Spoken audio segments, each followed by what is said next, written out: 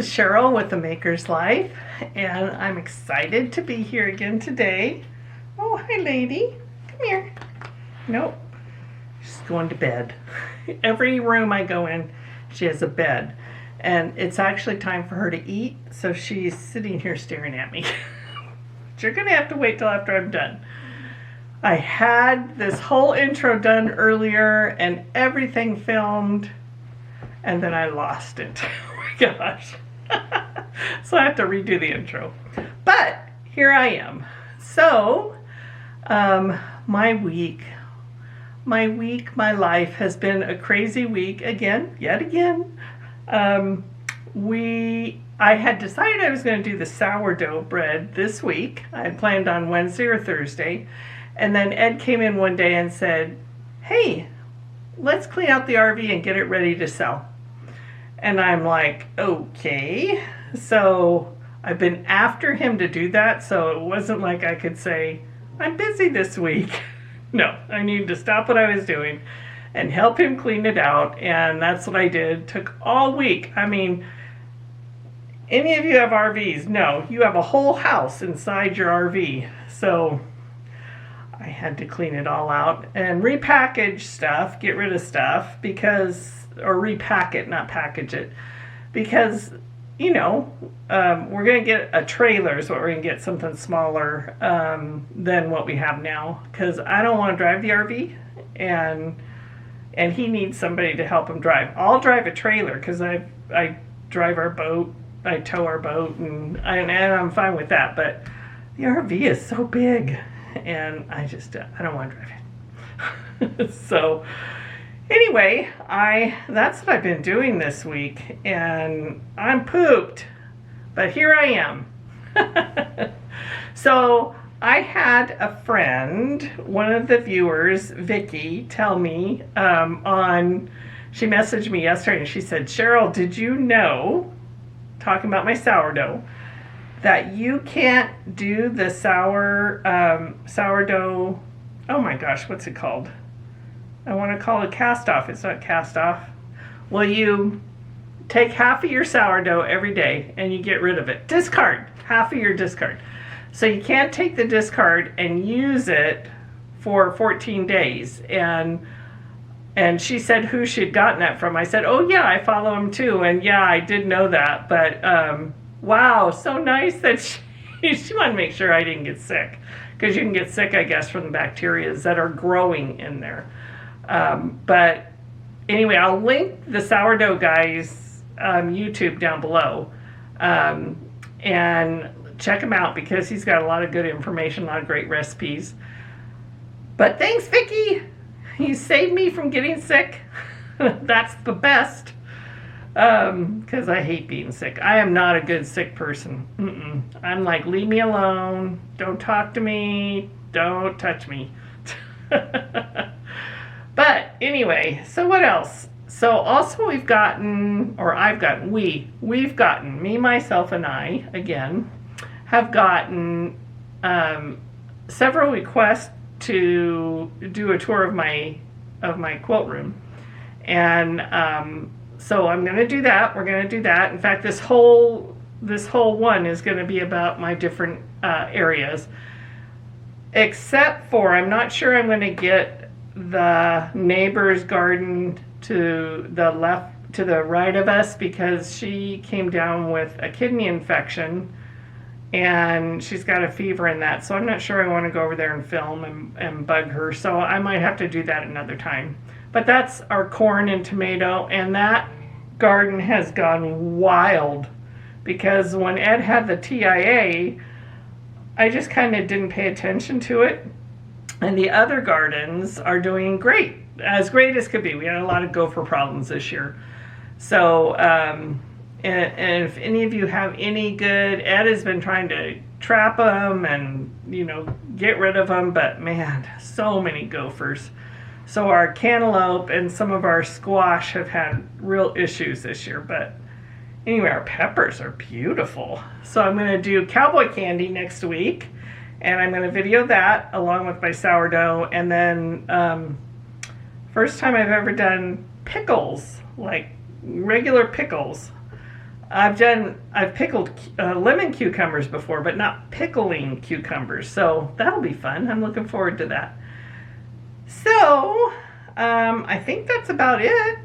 So we might as well get ready and go. Well, that kind of reminded me of Disneyland. You know how you get on the ride, and which ride is it they say? Oh, I think it's Mr. Toad's Wild Ride. And they say, let's go. That's what it reminded me of. Anyway, so let's go. We'll go to the first stop is going to be the quilt room. All right.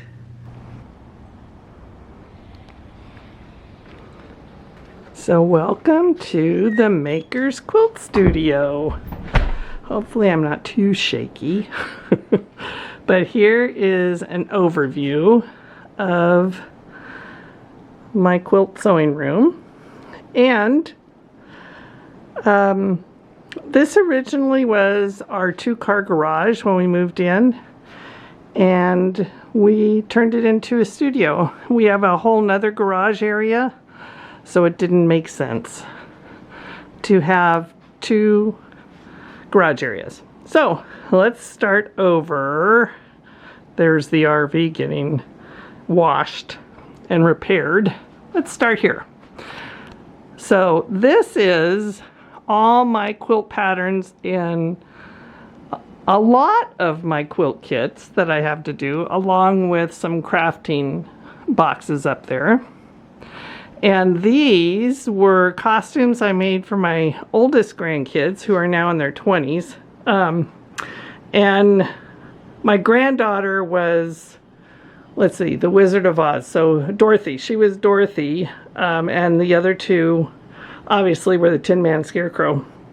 She liked her. She wore hers all the time, so hers got worn out. But I won a little contest with those, so that was fun.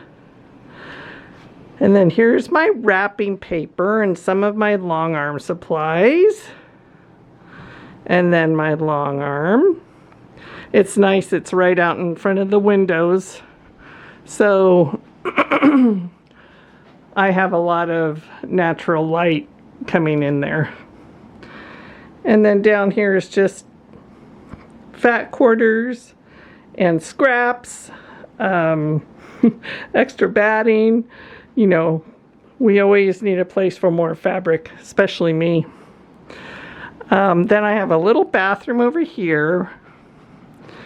And then my long arm supplies, my rulers and that.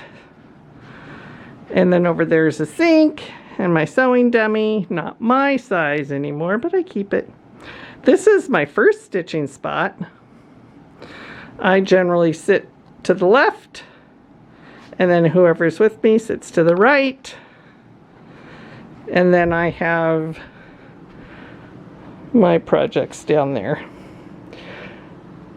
So this is all my machine embroidery thread. And then this is my fabric stash, which I use, they're plastic fabric folders, but I've also used cardboard. So that's all my fabric stash. And then yes, I do have bolts. Oh man, I love fabric. So there's that. And then this is going to be my ironing station. And then Lady's little cage she likes to lay in. Ed hasn't made the top for it. So right now, that's my ironing station. So this is my design wall. And this over here, well, that was a jacket I made out of Pendleton, or a vest I made out of Pendleton. These are my quilt whips and sewing whips that I have. These are just supplies. Supplies, supplies, lots of supplies, right? And then my design wall is on rollers, so I can get behind. A friend of mine made these black shelves. He's a cabinet maker, so he's the one who made my cross stitch stand that I'll show you in a little bit. But these are all of my quilt whips. This is my little kitchen area where I store extra fabric. And then all my fun little doodads I get from retreats. This is my long arm thread, how I store it. These are Magnolia Farms cup holders. Cup holder rack, and I use it for my long arm stuff. This is my cutting table. And my TV. Oh, I guess you want to see my sewing area. This is my sewing machine. That's my baby. And then this is my, oh my gosh, what is that? Can't remember what it is. You know what it is. This is my Sashiko machine. So I have them all right around me. I have my own little cubby. So anyway, that's for down here. I actually forgot to show you under my cutting table is my ribbon and wrapping supplies. And then on the other side of the table, I have pictures that I have to go through, old family photos and that I have to go through. So just a little bit more. So I have to show you this. This is, if you didn't know, my daughter Simona, we adopted from Latvia. And a friend of mine took a picture that I had and drew this. It's actually charcoal of the picture her friends that were in the orphanage in Latvia. Simona would have been the one in the pink with the black stripes on her arms. And then those were the rest of her little friends. So that's really special. And I'm trying to find a place to hang it up on the wall down here. Or maybe up in the maker's cottage. In fact, that's where we're going to go next. Alright, so we're going to head over to the maker's cottage. And so the sewing room is down here. Through the trees. Right there. And this is the maker's cottage. So let's go in.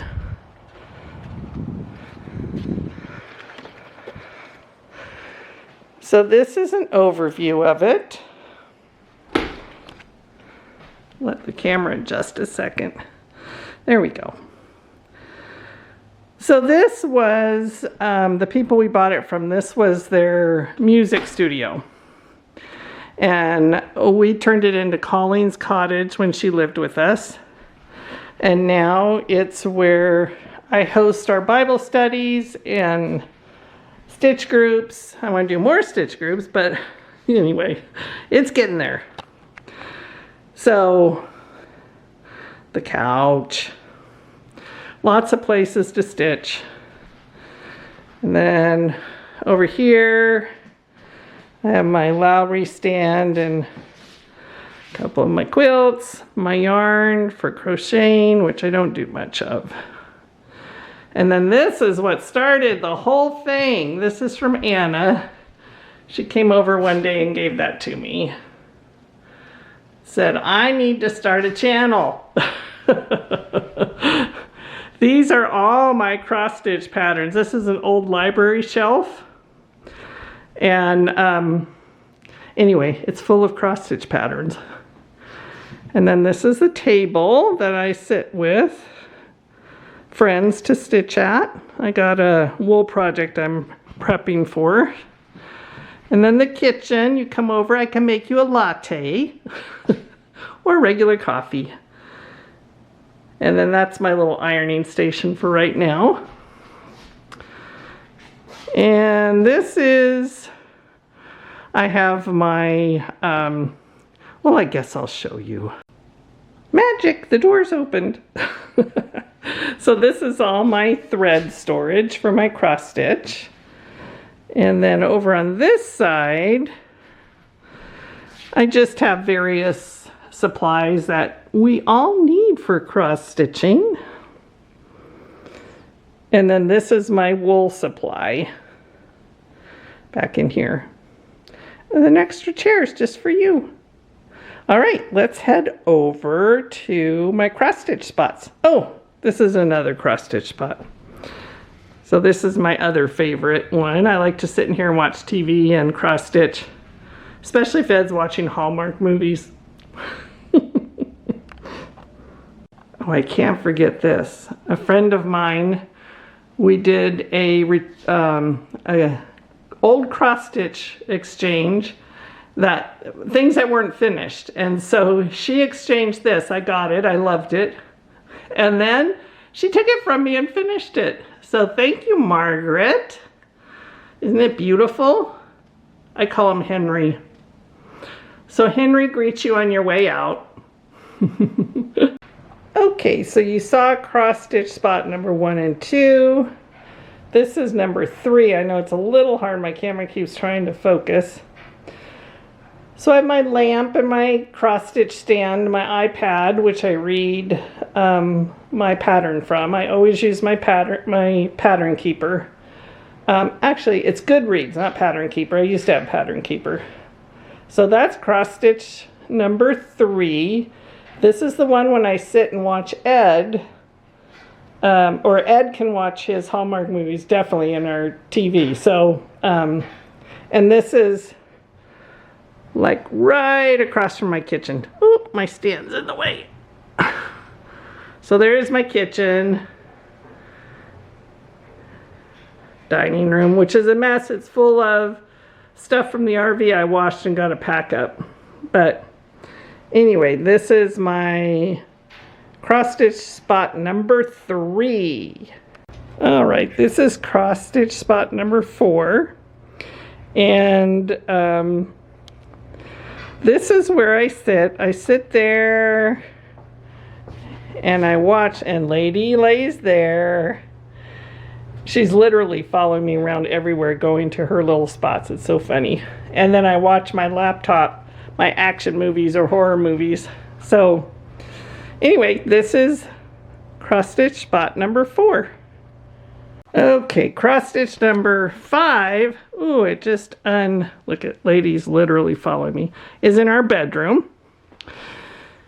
And I didn't make this quilt, which is why I didn't show it. I bought it in an antique fair. So this is Ed's mom's sewing machine, and a lot of times I come up here and sew on it. It works. It's the perfect straight stitch. So I'll sit up here and sew. And then this is my cross stitch spot. So this is where I pull over my long haul ones. I generally do in the evening.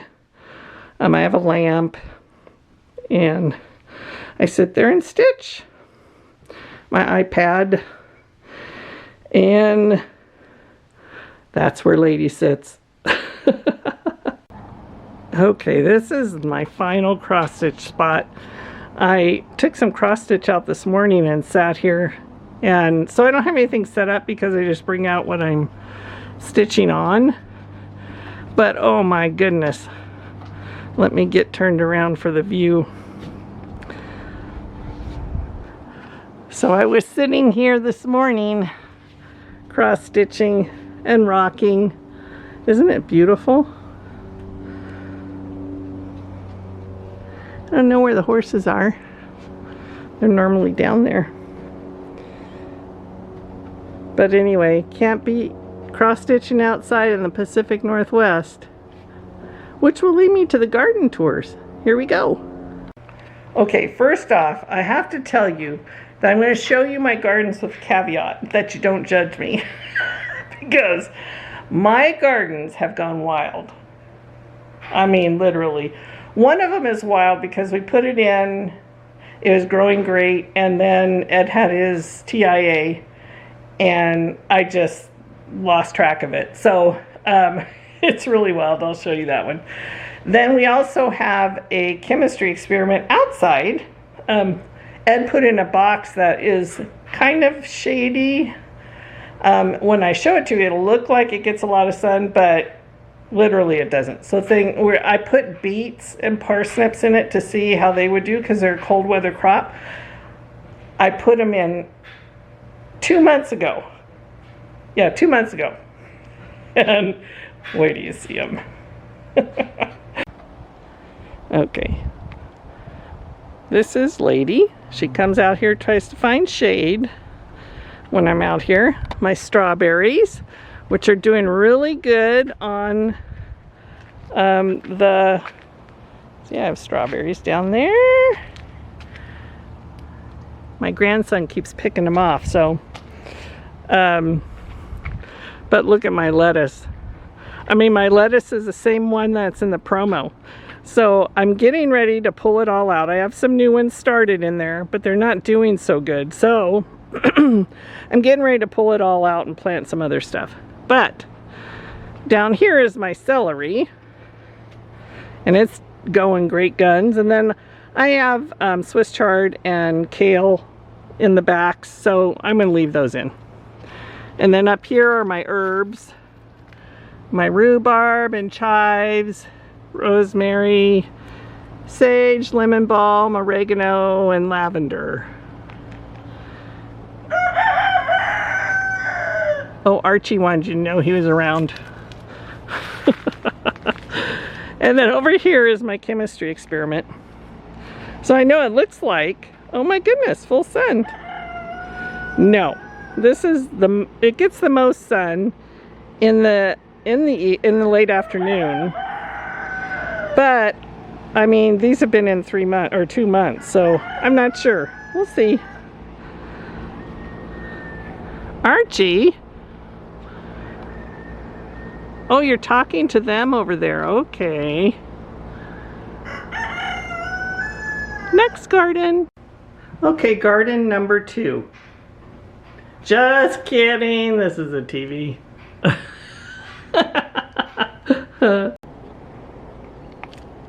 So this, excuse me, is our watermelon and cantaloupe garden. And it's actually in our neighbor's yard. But we had gopher problems here, so it's struggled some, but so we're not sure we're gonna get any fruit out of this one. But that's it. Okay, this is our lower garden, which our house sits up here. And this is what I look down on in the morning when I was cross stitching.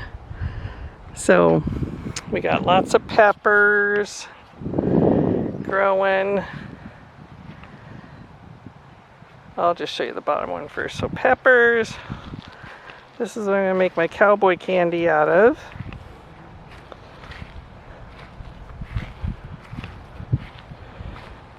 And I believe this is some sort of squash. Ed lost the little tag on it. This is pumpkin. These are tomatoes. These are Amish paste tomatoes. It's definitely a pumpkin.